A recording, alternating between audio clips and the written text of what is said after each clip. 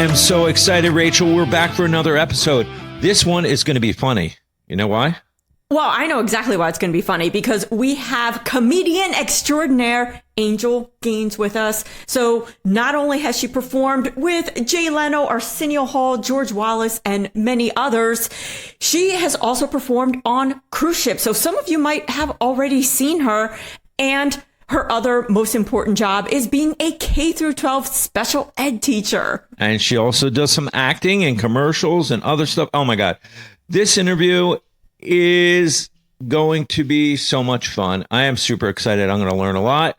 And Rachel, I tell everybody, if they're watching here, you know what they need to do? They need to subscribe to our channel, because that's going to keep things going. Also, if you can like the videos, and an additional thing, we're open to any comments you might have on anything. Just say what's on your mind, right, Rachel? Well, yeah, and especially we want to hear your cruise stories. So whether you work on a cruise ship or you've taken an amazing or not so amazing cruise, definitely leave those in the comments. Yeah, so why don't we get into talking to Angel right now?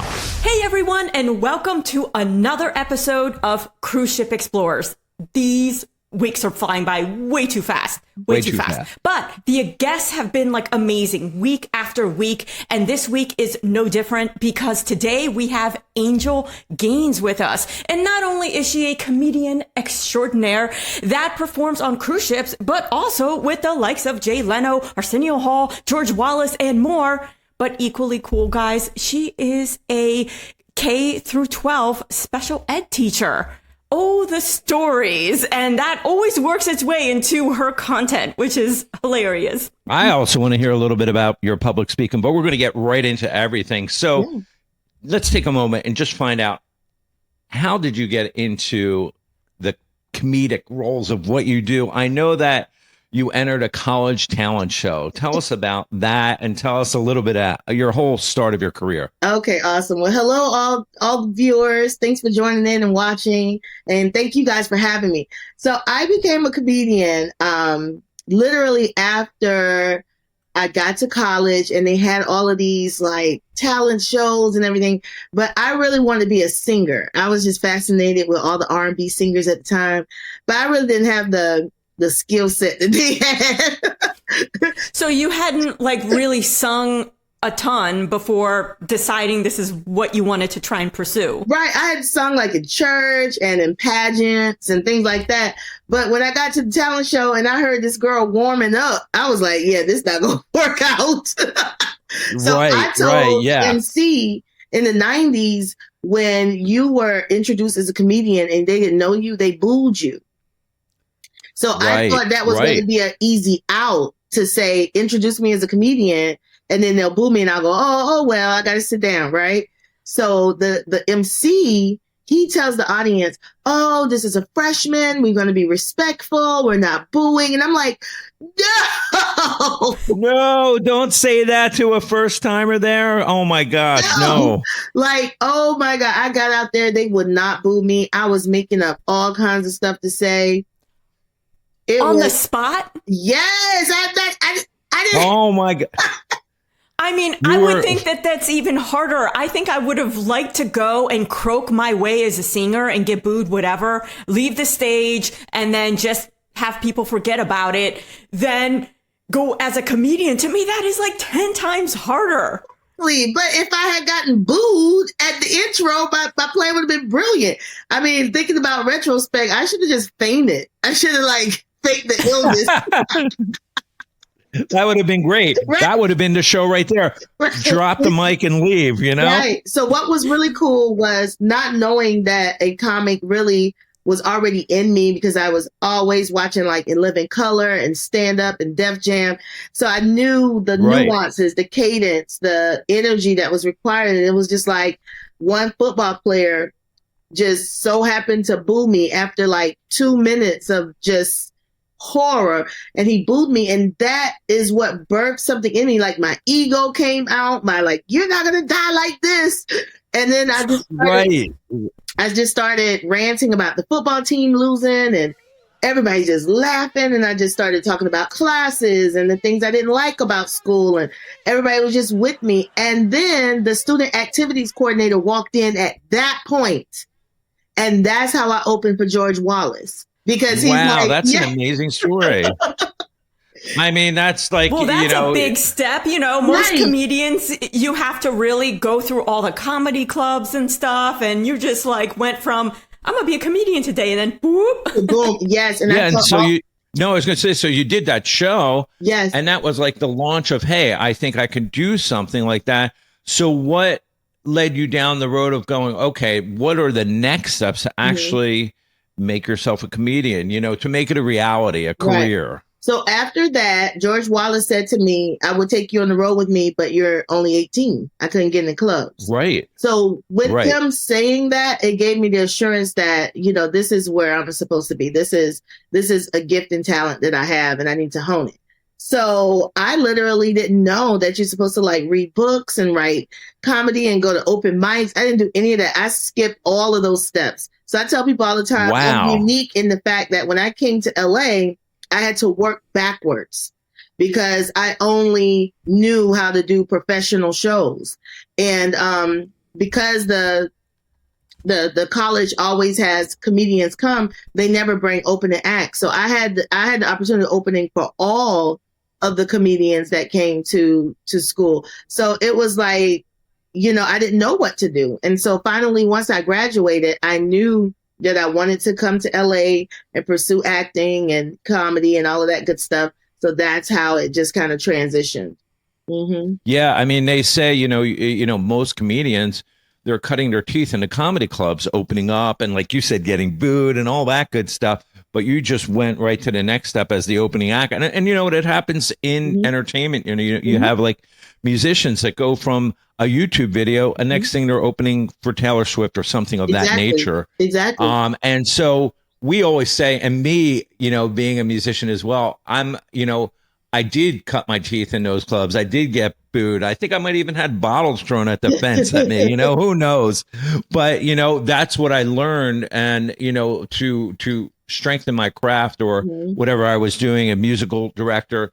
And to me, it's a unique thing that you had the opportunity to skip that and then work backwards. It's a very, very unique thing in the industry to do that. But either way, you turned out great and you learned your craft and away you go. I want to know how you transformed into the opportunity to perform on cruise ships. I wanted to get into that a little bit. Okay. So, that happened about, I think maybe last year, maybe 2 years ago at the most. My agent was like, hey, do you want to do, some cruise ships? And I was like, no, absolutely not. Because the only thing I could think of was the fact that so many of my comedian friends were trapped on cruise ships during the lockdown. Right. That's oh my God. True. Yeah. Yeah. Because I didn't know, any of that life prior. I wasn't offered, prior to COVID. Sure. So once I saw my friends, I was like, I'm claustrophobic. This wouldn't work, blah, blah, blah. So in my mind, I was like, no way. And so he was like, okay. And then he just was like, okay, well, do you want to just try one? See if you got some sea legs or whatever. I was like, okay, let's just do one. Right. Right. But listen, agents don't hear that. He's like, I got her. So they say, it was like 3. Yeah. Did you say 1 or 100? I think it said 100. What I mean? She was just missing some zeros. It's a typo. Yeah. Exactly. He was like, yes. Okay. And then they say, no, it's like, oh, you have this one and this one. And I was like, whoa, wait, hold on. So once I did it the first time, I was like, this is nice. How long were you on the cruise ship? Was it like a long contract or short? It was 7 days. 7. Yes. Mm-hmm. And do you remember what cruise line it was, or where did you go? Yes, my first cruise line, Norwegian. Yes. Okay. Norwegian, and right now I only work Norwegian and Royal Caribbean. Okay, gotcha. Those are my two. Yeah. Two great for lines. Those 7 days, how many nights did you have to perform? Because I know a lot of comedians will do the 2 sets, and it'll be the clean set for the earlier time slot, and then the adult set for the later time slot. Were they having you perform every night, or was it like 2 nights only, 2 shows each night? Like, how heavy was your schedule? Right. So that's what shocked me when I started that first week, because it was 3 comedians on board and we had a comedy club. So I didn't work the first night because it was the other 2 comedians. And so one was at 7 and another guy was at 9. And then the next day I was at 7 and then another guy, the 7 guy, was at 9. And it was like that. And so we worked maybe every other day. Yeah. Well, and how long is your set? How long do you have to perform? On Norwegian, 45 minutes. Okay, gotcha. And like for me, I would think, I have to ask you this because as a performer, I know from even a musician standpoint, the difference between the land and the sea gigs have to be different because you're getting such a different audience. The audience that that's coming to the clubs are generally coming to see you or the acts that are on the bill. But in a cruise ship, you're getting such a wide variety. How did you find the environment of that? I love it because I always tell comedians and entertainers, when you do cruise ships, you have to understand they're not there to see you. You are an extension of what the cruise line is offering them as an option. Hear me out. Right. Option. Got it. People get option. They get very into themselves. I'm like, no, you're performing 45 minutes. Yes, somebody might walk out in 20 minutes because they got to go scuba diving or whatever they got to go do. You know what I mean? It's not true. Yeah. Yes. Yeah. And so many comedians will be like, hey, where are you going? Like the standard comedy club behavior. Yes. And it's a lot of, and I tell comedians, it's a lot of adjusting because you have to really take your comedy club instincts and put them in your luggage. So in other words, I always, and every comedian does it different, but I always say, if you want to work in this industry, the comedy club mentality doesn't work because it's always the instinct to, shut down a heckler, but listen, that heckler might have spent $10,000 on that villa. Yeah, that townhouse, Right. And I guarantee you, when it comes when the cruise line have to choose between them and you're off at the next port. You understand? Exactly. So I let them know, your decor, your demeanor, if someone's yelling out, as they do, because they got the drink package. Yes. And that might help them respond differently to you. Yeah. So in other words, when those things happen, I'm more kinder. I'm more inclusive of those people. Also, some of them believe in bringing their 12-year-old and 8-year-old to the 18 plus. Right. Because cruise ships, sometimes they don't really lay the law down like that. They kind of let passengers, enjoy themselves how they see fit. Like, we told you it was 18 plus, but hey, that's up to you, right? So yeah, exactly. Yep. Mm-hmm. So some comedians, they tend to come into this as with the club mentality of rules and order. You yell out in the club, the bouncer come get you, you escort. That's not how it goes in cruise ship life. So it's such a different atmosphere. What being having to write your sets and prepare your sets. Do you write a different set for the cruise ship than you would on a land gig? So I do the same jokes, but I set them up differently. Okay. Yeah. That's unique. Yeah. Because in comedy clubs, there's a stream of consciousness that you can just get into because everybody is here for the same purpose. Everybody came knowing we're going to be quiet and listen to comedy and jump on this girl's wave thoughts and ride it. Cruise ship mentality is, we're only here because ice skating was packed and, you get what I'm saying? It's not so. I couldn't get a chair at the pool, you know? And I don't particularly like the seat and the ship is rocking and, where's the waiter? Oh, I can't get served. Like the focus is on so many other things. So I'm reeling people in.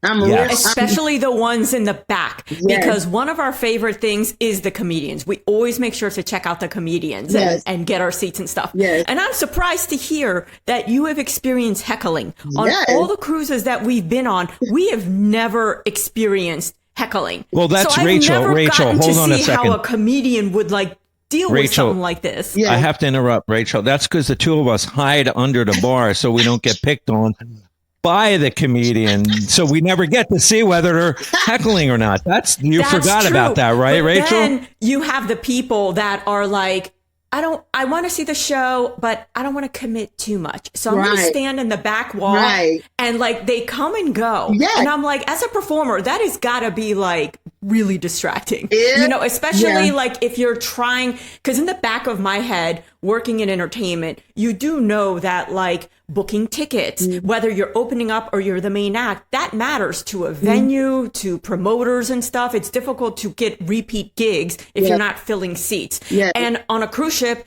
that is not the case, but I would still have that in the back of my head. And I would see these wallflower, non-committal people going in and out, and that would drive me crazy Yes. because I'm like, is the cruise ship people seeing that? Oh my gosh, are they going to judge me for that? That I'm not like retaining these people, you Yeah. know? And no, I think they get it. They know that what we do is hard. And that's why I always just, really encourage comics who work cruise ships. Change your mentality.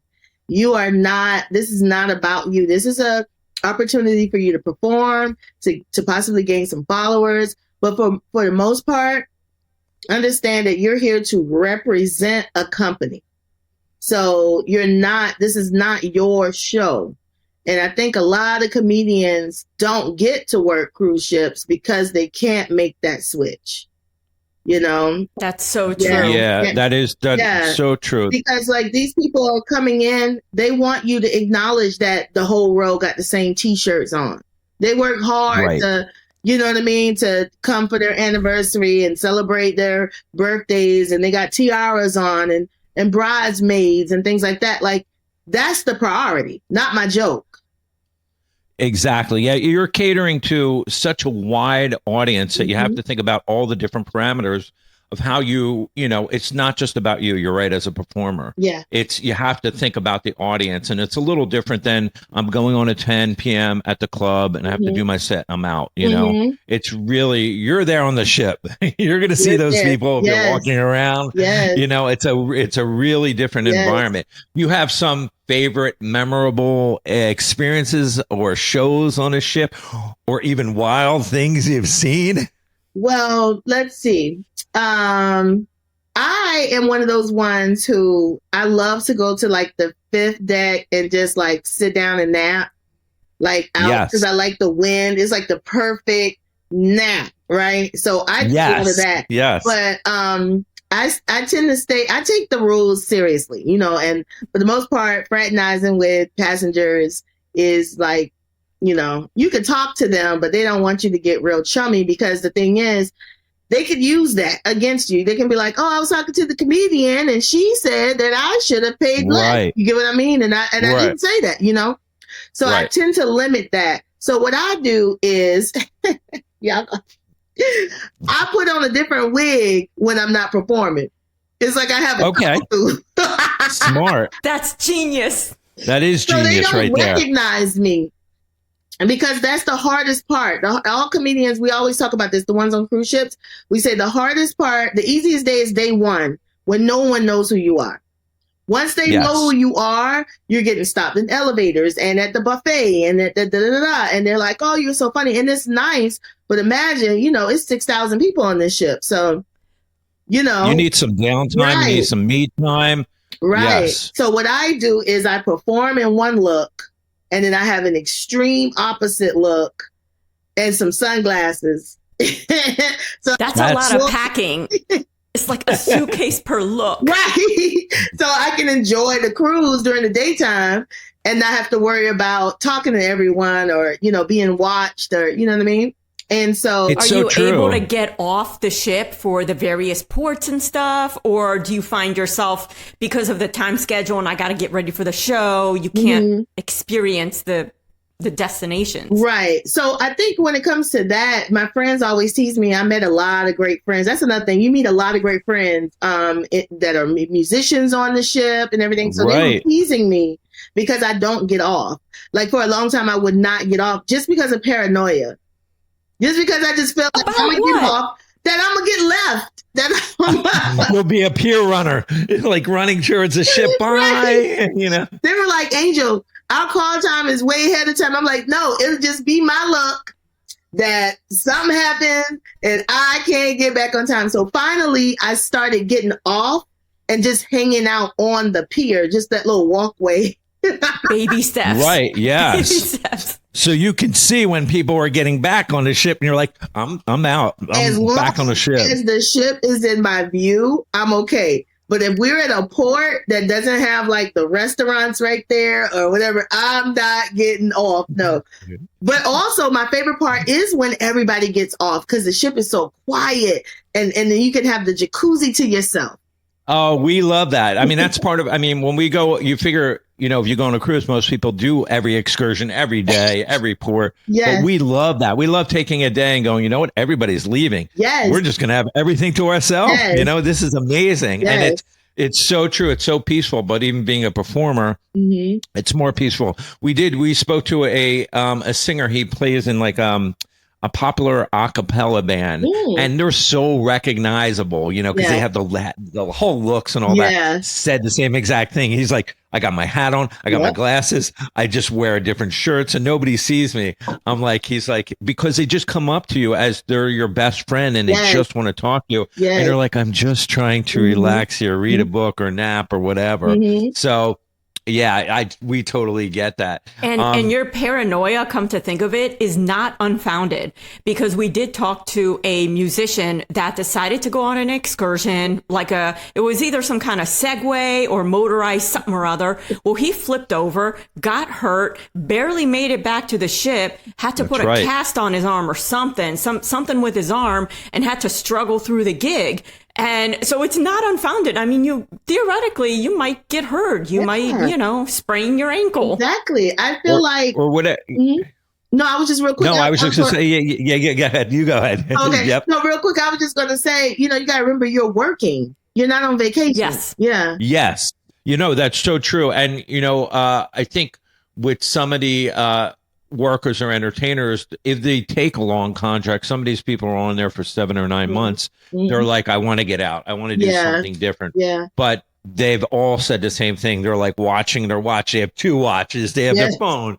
They're like, and because they're even afraid, what if you're on a bus and it breaks down? Yeah. You still have to get back to that ship. They're not waiting for you, Yeah. So that's definitely, how do they treat like the entertainers for the accommodations? How have you found that? You had to get used to it. Yeah. Were you by yourself, or did you have to room with somebody? I'm always by myself. Yeah. I've been fortunate. I've always been by myself. When I'm on crew, it took me a long time to get used to being on crew list, because when you're on the crew list, manifest, then you are in crew area. So some ships are very, very strict in crew area. And it's just like, overwhelming, because it's like a maze trying to figure out where you're going and which way. Fortunately, for my experience, most of the, the crew workers and everyone have been so kind. They know you're lost. So they'll be like, oh, that way or this way. But when you have the passenger accommodations first, and then you go to crew area, it's jarring. I just wish that they just start you off in crew area so you could. That's like, your training ground. Yes, you're like, what is because, yes, and then when you get a nicer room, you're like, wait, is this the townhouse? No, it's still a small room, but it's a little nicer. Right, but the only thing is, like, in crew area, they still gave me a porthole. And it's like, it's like the nicest of the crew area. You get what I'm saying? Nice. Oh, okay, yeah.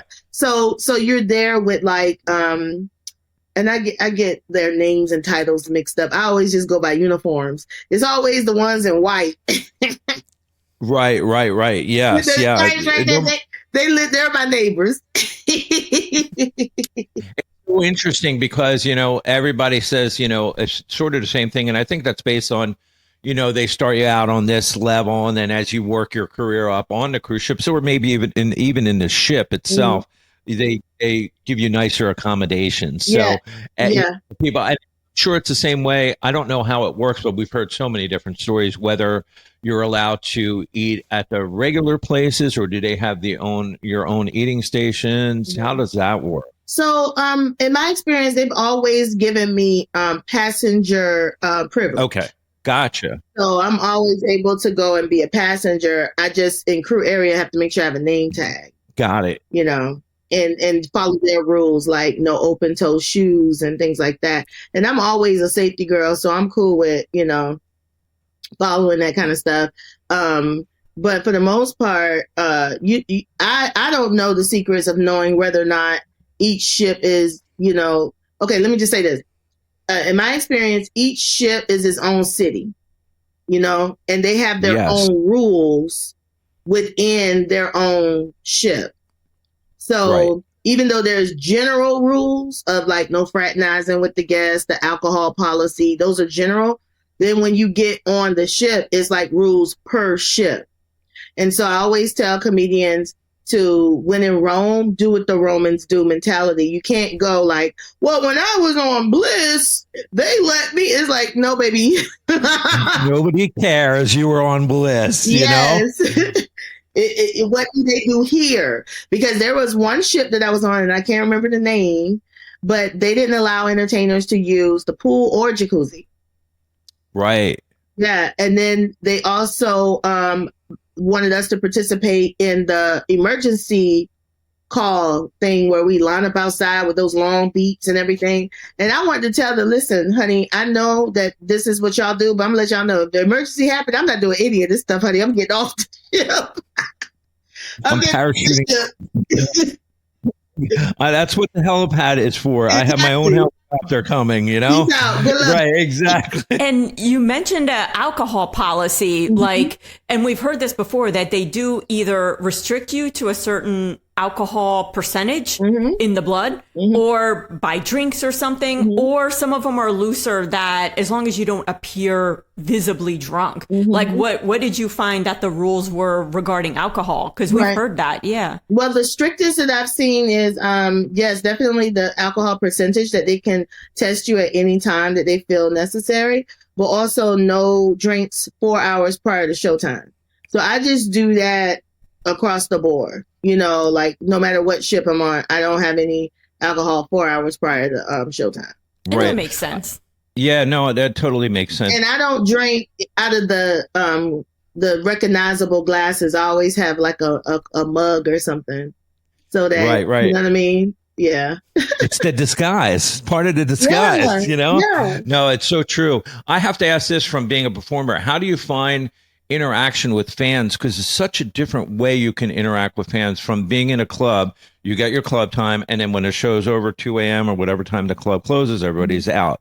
Here, you have 7 days, and we talked about it a little bit, but do you enjoy that type of more interaction with the same people over and over, coming from a performer? I think, in all honesty, I'm an introvert. Yes. So, which so many comedians are. That is like the strangest thing. People exhaust me. Like I have to like rest after I go to parties and stuff. It's just because we feel so much energy. Like when you're in a room, I feel everybody's energy. It's just overwhelming sometimes. So I only talk to people who recognize me. So, and after shows, I stay backstage until the crowd disperse. I don't walk out into the crowd.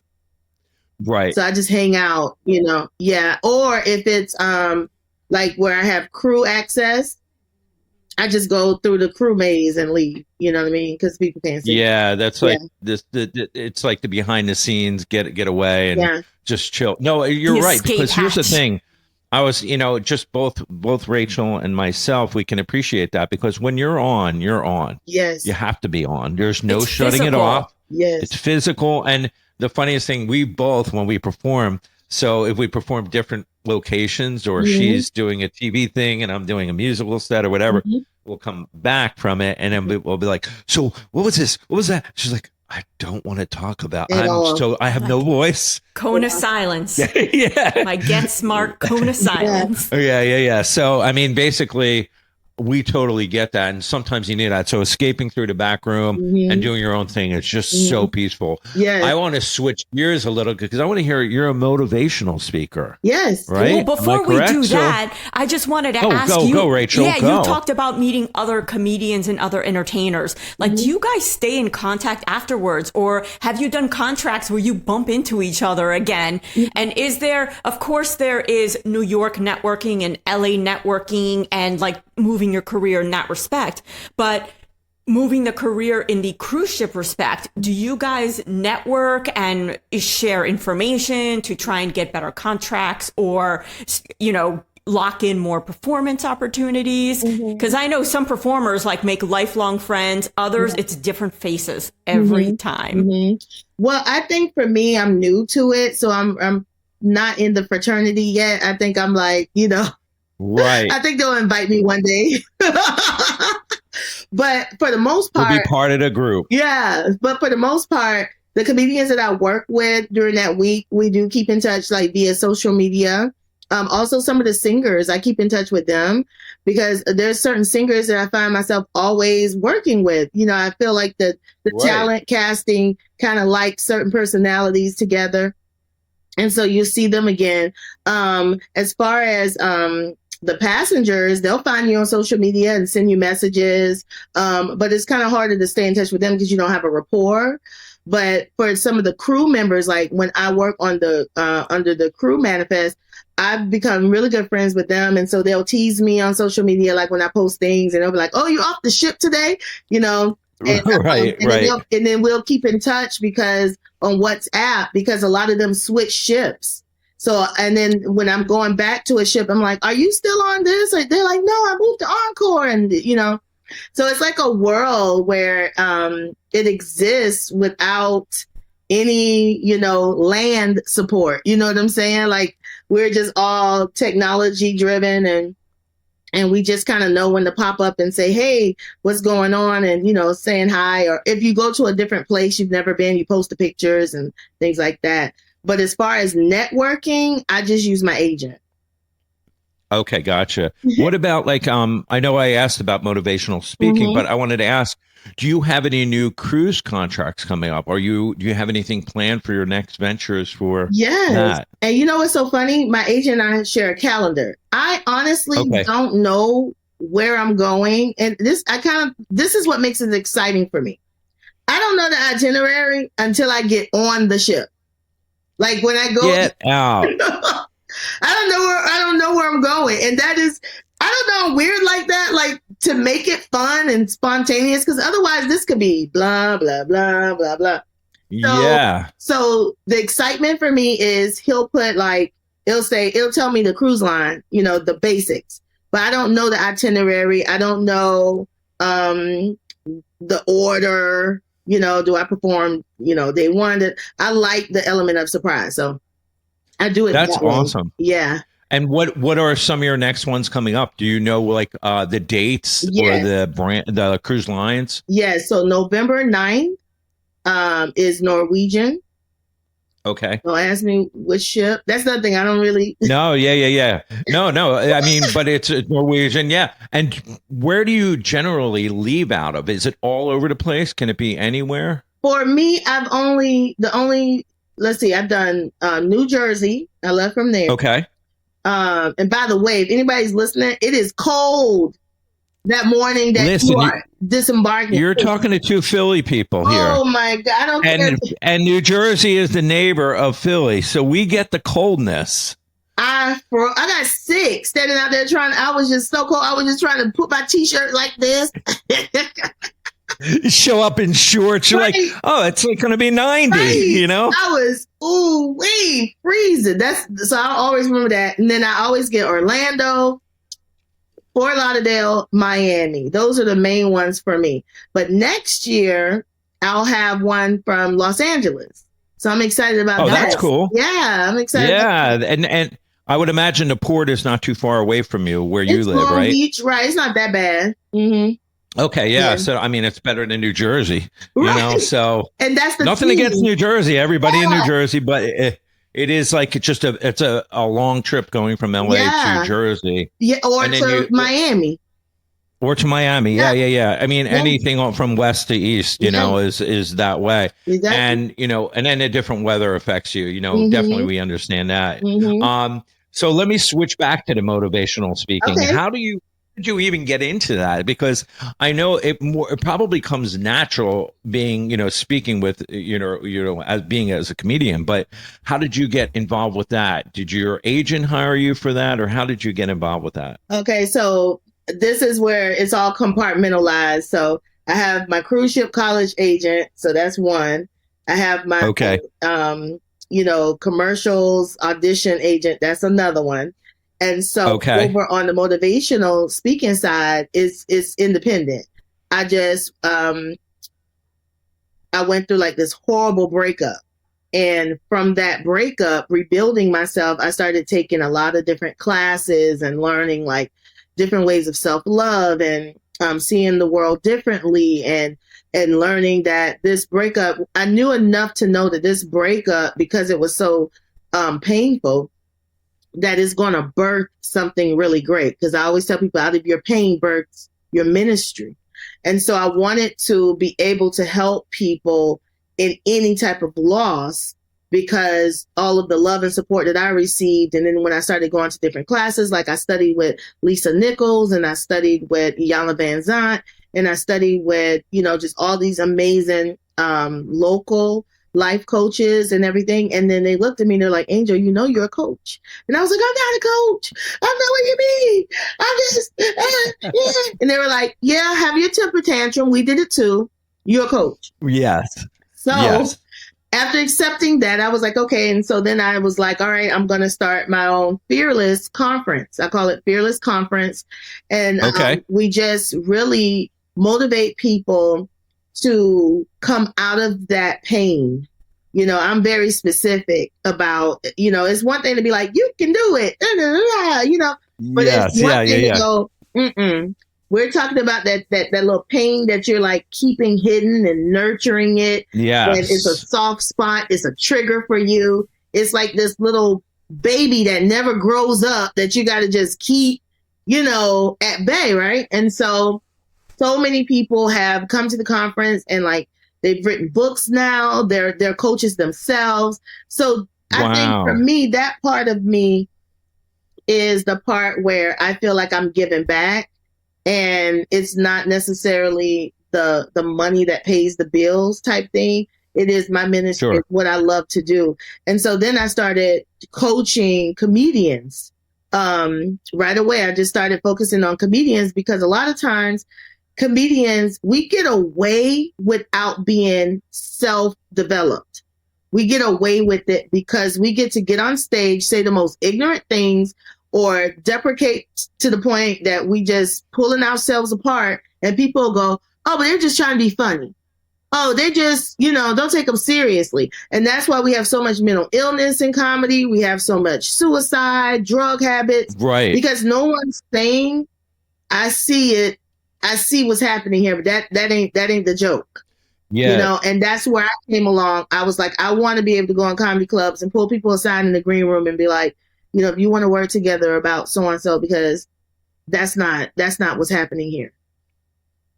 Yeah, no, that's amazing that you actually are able to do that from the standpoint, because it's really, to me, it goes hand in hand, because, you know, you're doing your comedy, but then the speaking just is almost like an extension of what you do. Yeah.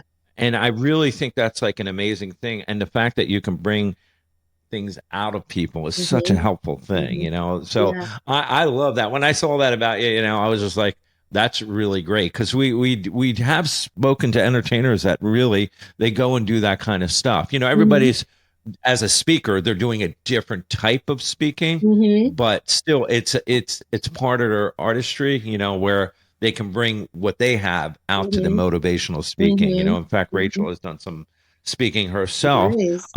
So with your career as a comedian, give us some of your highlights. What, like, land or sea, it doesn't matter, because I know you have so much. And I encourage people to like hit her Instagram, her YouTube, and just listen to her comedy clips because you amazing. will laugh your butt off. Even before this, I was sitting there like just going through it, and I ended up like binge watching. Oh yeah, it's great. I mean, and the fact that you were on like some shows like the Arsenio show, you know, Jay Leno, you know, we love that, you know. Yeah. And so tell us a little bit about some highlights of your career. Okay, well, definitely, you mentioned Arsenio and Jay Leno. That comes from the club Comedy and Magic in Hermosa Beach. And that has been definitely a highlight because it was, you know, just a club that just allowed me to perform so many, you know, so much that I was able to become a regular and, you know, the audience will request me and things like that. And then that's when I started working with Jay and Arsenio. And that has been really cool because as a kid, you know, going to bed, watching them on their late night shows, I just never in a million years thought like I would like know them, you know? Right. They would, like, I mean, know me, you know? So that's definitely what I like. No, it's great when you get to meet your, you know, the stars that you've never seen before, sometimes it can be a little disappointing if they don't have the personality that you're expecting. And, you know, I'm sure everybody has a story like that.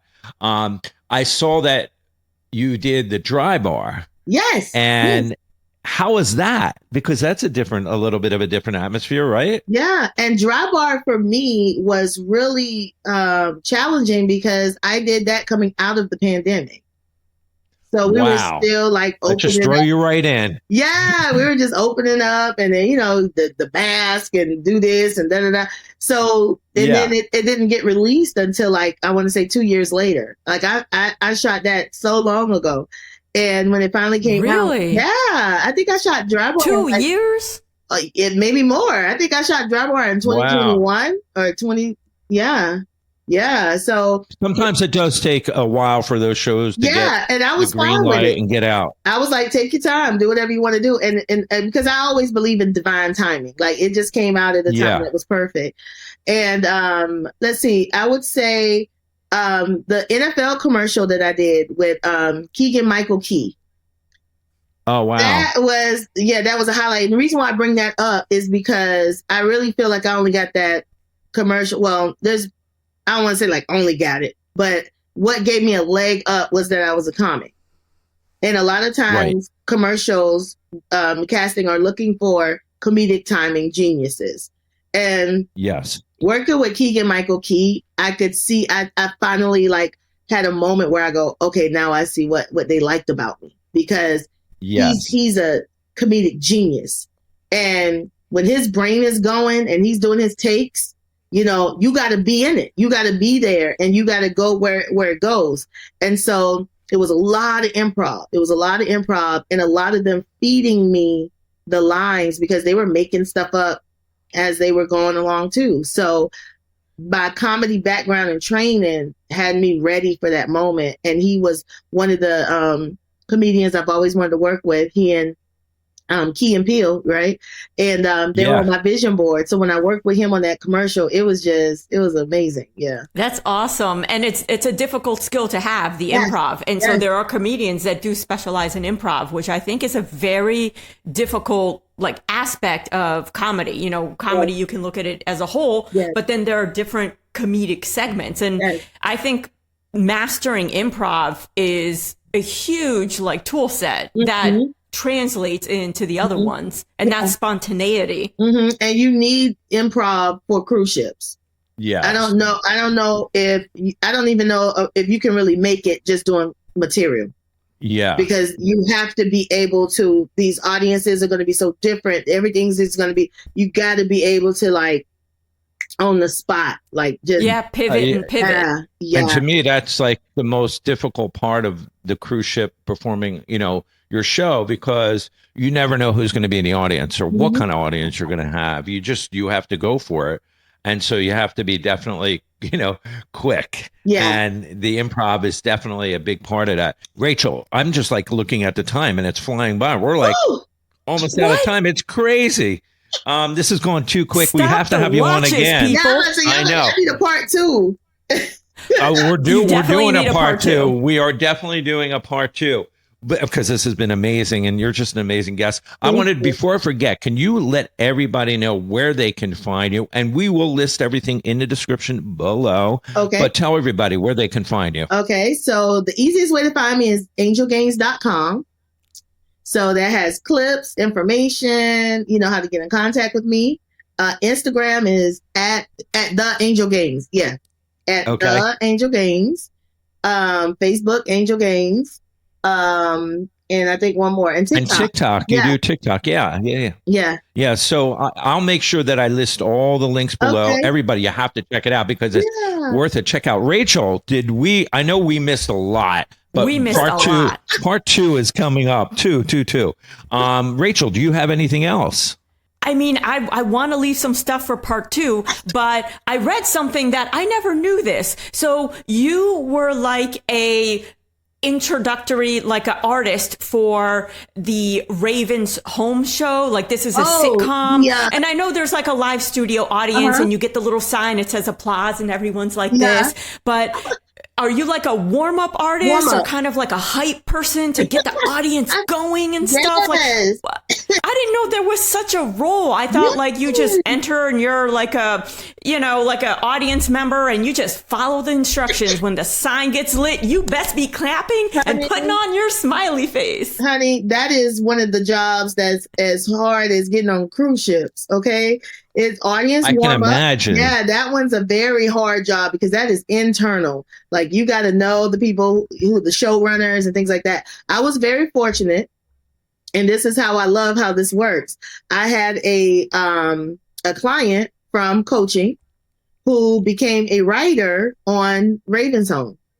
And she was the one who told the executive producer, rest in peace, Unetta Boone, she's since passed, that, I would be a good fit for warm up for Ravens Home. So I came in, interviewed, and Unetta was like, I love you. Let's try it. Let's do it. And so I did it for like 2 episodes and Unetta passed away. So so it was really hard. And so because of that shift, they had leadership change and then they bring their people. You know how that goes. So all the time. But warm up is something that I love doing. It's literally like being a cheerleader, a script supervisor, a person who's like, telling everybody what's going on because, they shoot it out of sequence. So you have to tell the audience what's going on so that they'll laugh at the jokes. Otherwise, they wouldn't understand what's happening. True. And then sometimes they're setting up shots and it takes longer. So you got to entertain them.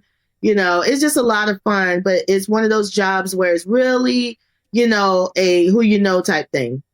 Yeah.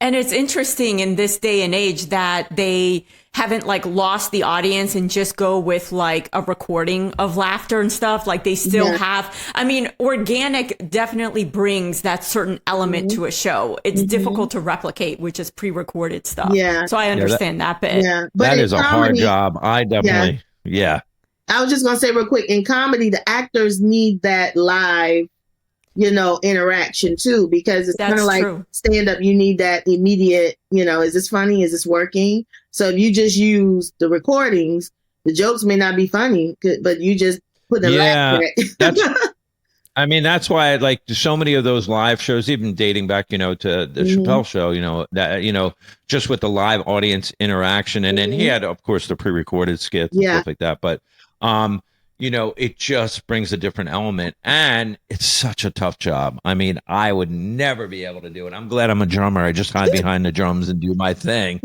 What you guys do is a different level for me. I appreciate it so much, Thank you.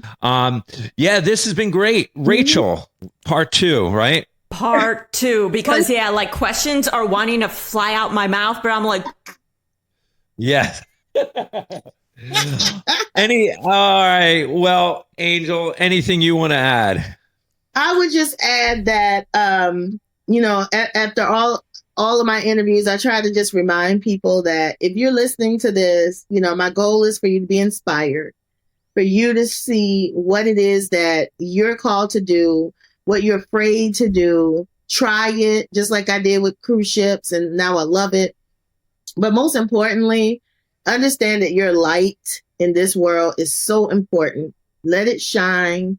you know, even if it's with a 2,000 passenger cruise ship or 2,500 theater, just let it shine and don't be afraid to be who somebody needs, you know? Don't be afraid to be who somebody needs. Great words. Great message. And the last thing I want to add, which is the most important, is make sure you have eyesight on that cruise ship so you don't become a beer runner. Listen, hang out with me. You'll never miss your You'll never. Oh, and make sure you bring some stomach medicines and things with your cruise ships, because I don't know what happens, but by day 6. Yeah, especially if you hit some rough seas. That's all I know. Day 6. All right, this has been great. We appreciate you being here. Thank you so much for joining us. Thank you, guys. Hey, everybody. Thank you so much for joining us on this episode. That was a great episode. We hope you enjoyed it. Great guests. We're super excited. Each week, we're going to bring you a new interview with cruise staff featuring entertainers, cruise chefs, cruise directors, bartenders, whoever we can find, as well as cruisers themselves to tell their individual stories. And we're going to have special guest celebrities. Theme cruises are super big, so we're going to be interviewing a bunch of people. But Rachel, tell them what they need to do to be notified each week. What do you mean, dude? They should have did. So if you haven't already, smash that subscribe button. That way you don't miss any future episodes. And if you want to watch some of the previous episodes, the best place to do that is our website. And that is cruiseshipexplorers.com. Okay, everybody, you heard it, cruiseshipexplorers.com. Join us each week. We're super excited. Till the next time, see you then.